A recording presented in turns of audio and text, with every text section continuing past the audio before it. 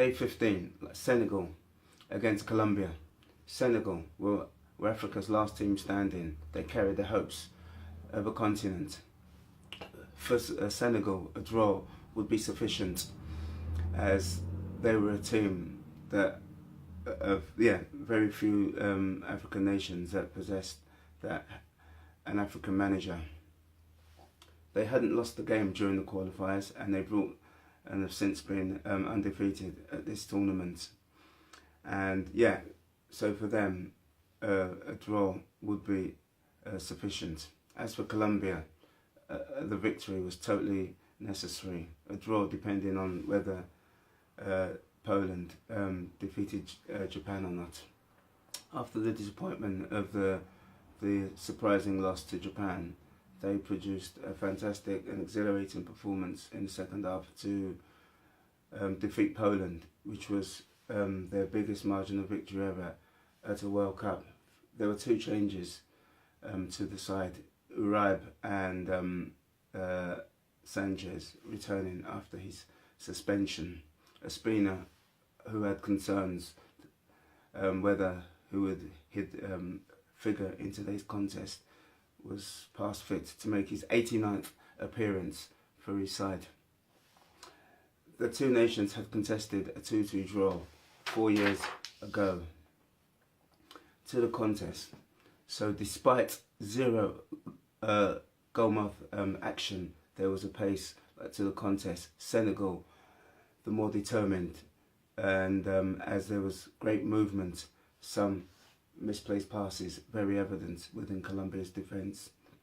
Their superiority, the superior physicality between the sides were very evident, as Senegal was showing its strength, pace, athleticism and power.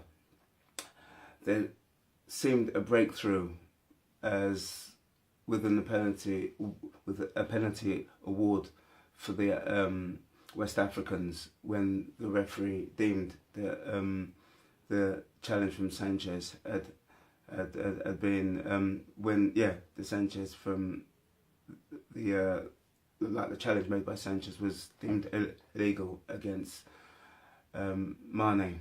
But after consulting VARs, he came to the decision, and he reconsidered his decision and deemed that Sanchez had made the perfect tackle, which after inspection, it proved to be totally correct. Senegal were totally dominant now, not allowing any intricate passing from the Colombians, playing too deep and not allowed to settle. But then unfortunately there was a blow to the Colombians when star player Rodriguez, and Golden Boot star of the last tournament, was unable to continue. Muriel coming on in place. His only contribution had been the first attempt on goal in the contest. His Radamel Falcao himself missed from closing, missed a very good opportunity, but fortunately, for himself, it was deemed, the whistle was blown for an offside infringement. It was pretty much continued for the rest of the half, as Colombia were certainly second best. But however, the goalkeeper had not been brought into any significant action, as Senegal was struggling to create clear chances on goal. There was a definite great intensity to Colombia for the start of the second half. There was definitely a finer tempo. The rugged and tough Africans matching them. Unfortunately, as yet, there were no efforts on goal. The crowd were whipped into a frenzy with the news that Bednarek had given Poland the lead.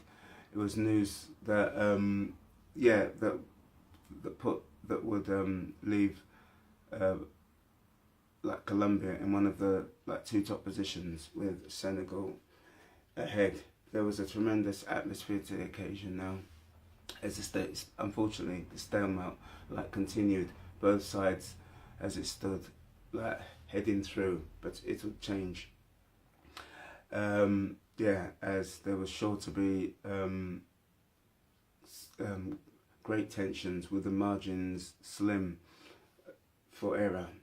But then, out of nowhere, Senegal lost their concentration, and Mina, for his second headed attempt, for his second goal and second headed attempt, sent Colombia ahead with a near post header into the corner of the net, into the near post corner of the net. Now, Senegal, impressive and playing so well.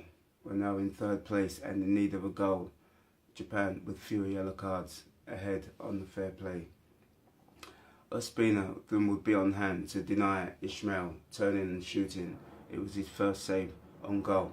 Ismaila would then be at the far post. His side-footed attempt, very lacking confidence and composure, would be woeful and way over.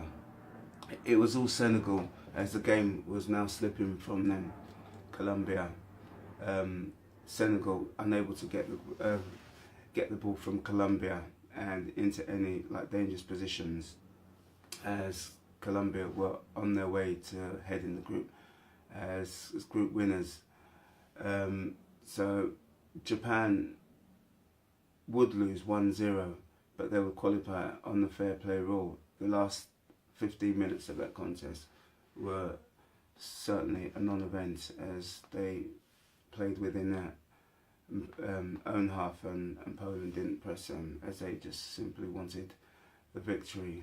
So it would be the first time in 36 years that an African side would not reach the knockout stages. A major disappointment, as Senegal were made to pay for their lack of on-goal penetration.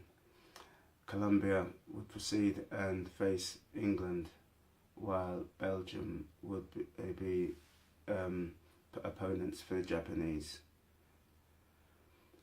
Yeah, so my opinion's that Senegal really blew it, and they just didn't, I think, have the final. They didn't have the ability to make the final incision. I think Mane looked jaded, and so they just ultimately have only themselves to blame, while Colombia somehow pulled it from the bag and proceeded to the knockout stages. And it would be a doubt whether Rodriguez would make it further in the tournament, but Japan somehow did what they had to do, and it can be, despite the antics of the closing stages against Poland, they were there on merit and deserved to be where they were. So yeah, they lived to fight another day against the Belgians.